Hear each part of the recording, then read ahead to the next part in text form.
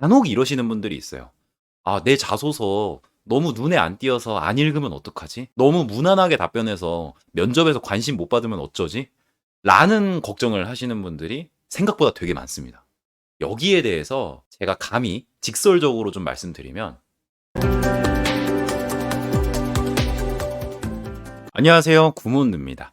이번 챕터에서는 간호사 취준생분들이 병원 취업을 준비하면서 흔히 저지르는 실수 4가지에 대해 이야기해드리려고 합니다. 제가 지금까지 수백 명의 간호사 취준생분들과 만나면서 이 4가지 실수 중에 한 가지도 저지르지 않는 분을 찾기가 힘들었어요. 무조건 한 가지 이상의 실수는 범하고 계셨다는 거죠. 비율로 따지자면 한 80% 이상이 그랬던 것 같습니다. 앞서 간호사 취업은 부정선택, 즉 네거티브 셀렉션 성향이 강하다고 말씀드렸죠. 이런 취업 환경에서는 뭘 더 잘하려고 애쓰기보다는 실수를 줄이는 쪽으로 가는 게 더 중요합니다. 그렇게 되면 훨씬 취업 성공률이 높아지게 될 거예요. 그래서 이번 챕터에서 알려드릴 실수 4가지에 대해 온전히 이해하고 여러분들은 그런 실수를 범하지 않으시기 바라겠습니다. 그럼 바로 시작해 보도록 하겠습니다. 간호사 취준생이 저지르는 실수 첫 번째, 돋보이려고 한다. 만약 여러분들이 간호관리자라고 가정해 봅시다. 가정하기 좀 어려울 수 있겠지만 그래도 최선을 다해서 가정해 보세요. 지금부터 여러분들은 수십 명에서 수백 명까지 관리를 해야 하는 관리자 입장입니다. 게다가 환자 안전도 신경을 써야 되고 의사나 간호조무사, 기타 구성원들과의 소통도 신경을 써야 하는 위치예요. 보통 일이 아니죠.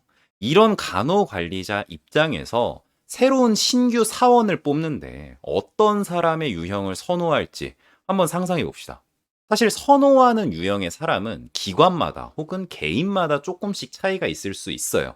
하지만 공통적으로 간호관리자가 꺼려하는 유형은 존재합니다. 이 강의의 제목인 눈에 띄려는 사람이 그 유형 중 하나입니다. 간호사 직종의 특성과 팀을 이끌어가야 하는 관리자의 시선에서 보면 눈에 띄려고 막 하는 사람들이 호감을 주기는 좀 힘들지 않을까요? 엄청 오버스러운 표현을 하면서 제발 나 좀 봐주세요 라는 태도를 비치는 사람에게 좋은 이미지를 느낄 수 있을까요? 그렇게 표현을 하는 사람이 있으면 일단 보긴 보겠죠. 하지만 긍정적인 느낌은 분명 아닐 겁니다. 안 좋은 의미의 각인을 남기긴 정말 쉽다는 거예요. 여러분이 관리자 입장에서 봐도 그렇지 않나요? 그래서 다소 보수적인 분위기까지 있는 간호사 취업에서는 너무 눈에 띄려는 행동은 삼가시는 게 좋습니다. 보편적인 관리자 입장을 생각해보면 멘탈 강하고 차분하고 일처리 능력 좋고 굳이 잡음 안 만드는 사람을 선호할 수밖에 없습니다. 간혹 이러시는 분들이 있어요. 아, 내 자소서 너무 눈에 안 띄어서 안 읽으면 어떡하지? 너무 무난하게 답변해서 면접에서 관심 못 받으면 어쩌지? 라는 걱정을 하시는 분들이 생각보다 되게 많습니다. 여기에 대해서 제가 감히 직설적으로 좀 말씀드리면 정말 쓸데없는 걱정입니다. 그 걱정이 조금씩 커져서 이상한 행동을 유발하는 순간 탈락의 지름길로 가게 됩니다. 여기서 말하는 이상한 행동이란 눈에 띄려고 오버하는 태도를 말하는 거겠죠. 일단 평가대에 오른 지원자들은 모두 점수화되게 되어 있습니다. 전부 평가가 된다는 거예요. 독특하지 않고 눈에 안 띈다고 해서 평가가 되지 않을 거라는 걱정은 정말 말도 안 됩니다. 진짜 눈에 띌 필요가 있는 미술, 디자인, 연예인, 코미디언을 선발하는 과정이 아니잖아요. 무슨 말인지 이해하셨죠? 물론 실제로 간호사 취업에서도 긍정적인 의미로 눈에 띄는 지원자가 존재하긴 합니다. 하지만 이것도 어떤 특별한 행동이나 스킬이 있어서 그런 게 아니에요. 그저 자신감 있게 이야기를 해주고 깔끔하게 본인 이야기를 전달해준 다음에 거기서 비춰지는 이미지가 기관에서 원하는 인재상과 완벽하게 부합한다면 정말 모범적인 의미의 눈에 띄는 지원자라고 할 수 있겠죠. 이건 한두 가지 스킬을 안다고 해서 모든 병원에서 적용할 수 있는 건 아니긴 하지만 핵심은 내가 갖고 있는 경험을 온전하게 전달할 줄만 안다면 운까지 따라줬을 때 좋은 의미의 눈에 띄는 지원자가 될 수는 있겠죠. 무슨 말인지 이해하셨나요? 하지만 이 속성을 제대로 이해하지 못하고 정말 좋은 경험이 있고 그 경험이 기관과도 잘 부합을 하는데 내 얘기를 제대로 해주지 않고 눈에 띄려고만 하는 사람들은 탈락 확률이 기하급수적으로 높아집니다. 실말로 어그로를 끌지 말라는 거예요.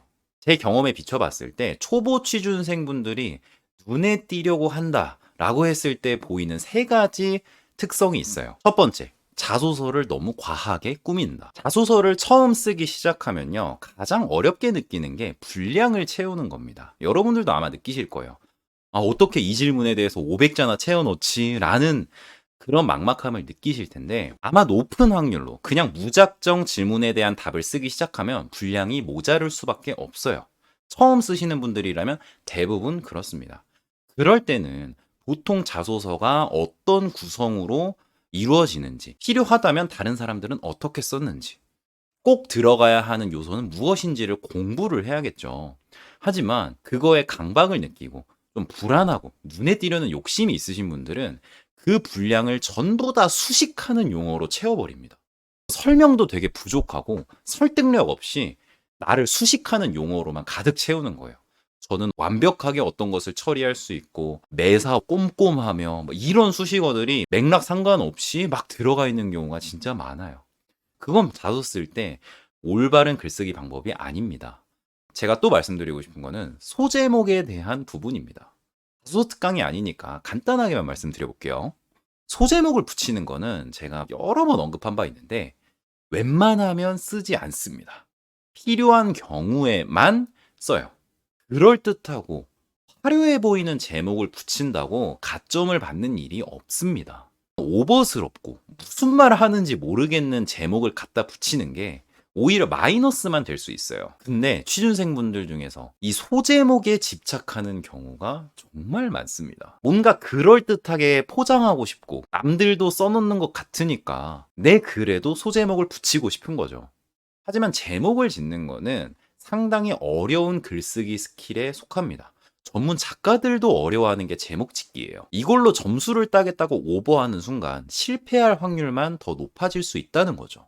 제목을 잘 짓는 건 당연히 나쁘지 않습니다. 하지만 소제목은 정말 있으나 마나한 존재예요. 간호사 자소서에서는 더욱 그렇습니다. 이걸 굳이 욕심내서 억지로 꾸며 넣다가 마이너스만 되는 일이 상당히 빈번하다는 거예요. 자소서는 평가관들이 평가 기준에 맞춰서 전부 채점합니다. 제목이 눈에 안 띄어서 채점을 안 하고 이런 일은 거의 없으니까 꼭 필요한 경우에만 깔끔한 제목으로 사용하시기 바라겠습니다. 다음으로 눈에 띄려고 하시는 분들의 특징 두 번째는 면접에서 오버하려는 태도입니다. 간단한 예를 들면 자기소개를 시키는데 삼행시를 준비해 가고 마지막으로 하고 싶은 말이 있냐는 질문에 유튜브에서 봤던 그 답변을 막 따라해서 본인을 포장하려고 하고, 아니면 옆 사람이 너무 잘하는 것 같아서 그걸 너무 의식해서 더 오버스럽게 답하고, 이런 태도들은 면접에서 정말 안 좋습니다. 그렇게 계속 눈에 띄려고만 해봤자 면접관들에게 안 좋은 이미지만 줄 수 있어요. 어떤 병원이든 근본적인 채용 시스템과 간호사, 병원의 특성을 고려해 봤을 때 썩 필요한 태도가 아니라는 거예요. 근데 진짜 면접에서 마지막으로 하고 싶은 말 있냐라는 질문을 받았을 때 하고 싶은 말이 있다면 하시면 됩니다. 없으면 안 하시면 돼요. 근데 거기서 나 조금이라도 눈에 띄고 싶다, 나 조금이라도 임팩트 있게 답하고 싶다 라는 생각을 갖고 답변하시진 말라는 겁니다. 무슨 말인지 아셨죠? 다음으로 눈에 띄려고 하는 사람의 마지막 특징 세 번째는 뭐냐면요, 답변에 알맹이가 없다는 겁니다. 본인의 진짜 모습에 자신이 없어서 포장지만 화려하게 만들어내려고만 하는 경우가 대부분이에요.